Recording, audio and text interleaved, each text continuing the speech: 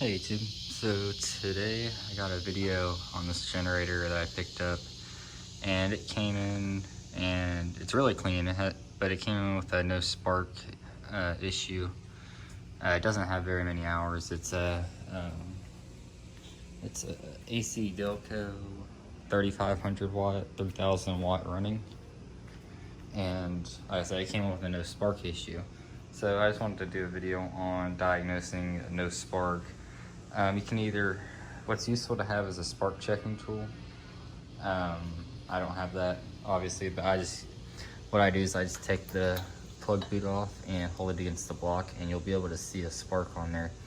You won't be able to see it until I get my new part in. But whenever I'm first diagnosing this, what I'll do is, first thing to start with is just the switch. I very rarely see these go bad, but what you'll need to do is just turn it on, and what you're going to do is get an ohm meter and access the back of that switch and test for continuity. And if you have if you have no resistance at all, whether even if it's in off or on, no resistance at all, or sorry, not no resistance, I mean no connection at all, then you most likely have a bad switch.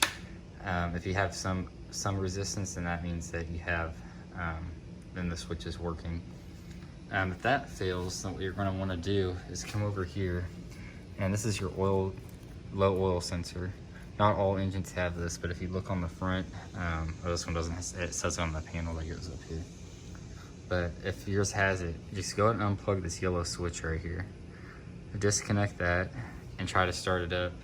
And if it starts, or if you get spark back, then you have a bad oil sensor. If that doesn't work, so this right here is your kill wire. This runs all the way up to your coil pack, which is right here. So what you're gonna do is find that and disconnect that. So this means that your engine will not turn off. So if you start it, make sure it's not gonna run away on you or something. But if you're just checking for spark, unplug that and see if you have spark. And if you have spark, then you could also have an issue. I forget what they call this, but it's part of the low oil system. But you could have, this box could be bad too.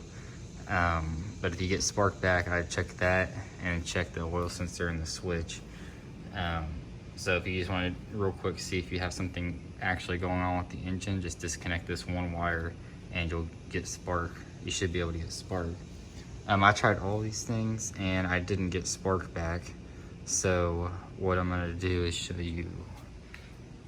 What you're gonna wanna do next is take your flywheel cover off with your recoil starter. Very easy, just 4 bolts. They're either gonna be 8 or 10 millimeters, depending on which machine you got. And what you're gonna do is just do a visual inspection. Make sure this gap on the coil is about the length, or about the width of a business card. What I do is I loosen these up, pull it away, slide a business card in there, and set the gap. I can show you this whenever I get my new part in. But what you'll want to do is just inspect the flywheel. So you can already see what happened to mine. The magnets on the flywheel flew off. So I wasn't getting spark because of that. The flywheel is loose because I took it off already. But I didn't do a visual inspection on these magnets, make sure they're not real rusty or anything. And then if that looks good, go ahead and get your coil. And you're gonna wanna look up your specs on your coil to measure the resistance on the windings in the coil. Every machine, I'm not going to show you how because every machine's a little different and has different specs. But if you try to disconnect this kill wire and that still didn't fix it, most likely you have a bad coil. I'd say that a failure with the flywheel is very rare, and I'm really surprised this one did because it's a pretty low hour engine. But it happens. So whenever I get my new parts in, I will go ahead and show y'all what to do to fix this. If you do have a chipped flywheel or flywheel magnet, It will run, but I have to start it with the drill in order to get the flywheel spinning fast enough to create a current between the magnet and the coil.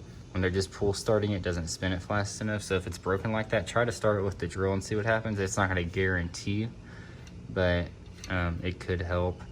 I'm gonna go ahead and order either a new or a used OEM Honda magnet for this generator, since it's a Honda clone. I'm not sure which one I'm gonna do yet, but I need to clean the fuel tank and make sure I can.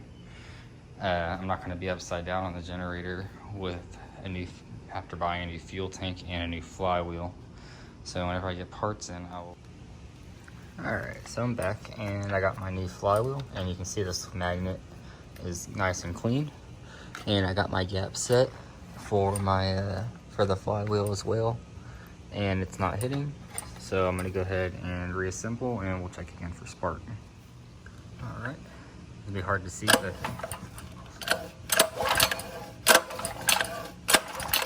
it's hard to tell. But I do have spark back, so I'm gonna go ahead and put the carb on and the fuel tank. Alright everyone, time to wrap this video up, but I finally got the generator back together. I had some carburetor issues I had to work out, but it is running now, and it's actually a cold start. I'll go ahead and turn it on.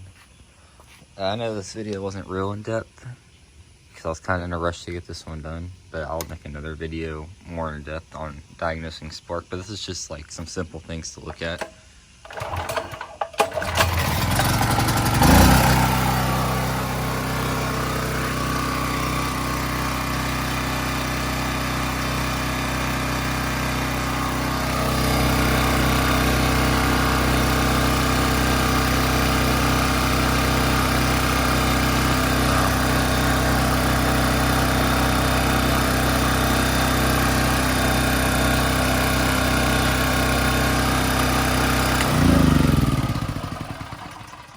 You can see it runs good. So any questions or anything, let me know. But yeah, so that flywheel was definitely my issue. But like I said, I'll make a video more in depth in the future. I was just in a rush to get this one out on the market since the storms are coming in. So anyways, y'all have a good day, and thanks for watching.